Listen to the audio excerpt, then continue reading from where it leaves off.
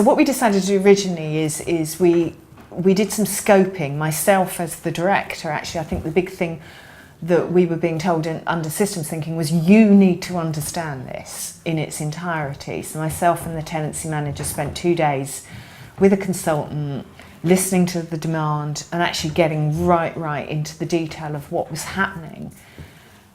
And there was no turning back at that point. It has to be said, it was just amazing. I keep trying to pronounce the word ludicrousy. I don't know if I've invented a new word, but everything was so ludicrous. And it was very difficult not to kind of sit there and be judgmental and say, what on earth is going on? And the big issue for us was it was the design of the system. I think that's what I saw, is that it wasn't about staff not doing what they were supposed to do. It was about how over years and years, for various reasons, people were doing things and the system had been designed as such. But it was really setting them up to fail. We had targets that were just completely crazy in some ways. It was things about how quickly can you answer and sign off a job on a system, rather than actually what did you do with that work.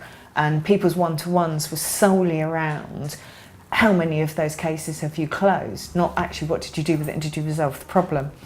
And we also found staff logging things in so many different systems, and I was saying, you know, what's the purpose of that, what are you doing? And they were saying, well, that's for you.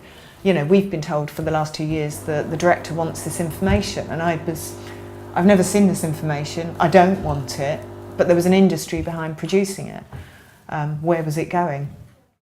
The whole what is the purpose, I think, is something that I annoy my colleagues with a lot now. When we talk about doing something, I'm always the one that says, let's take a step back a second, what's the purpose, before we kind of go into solutions.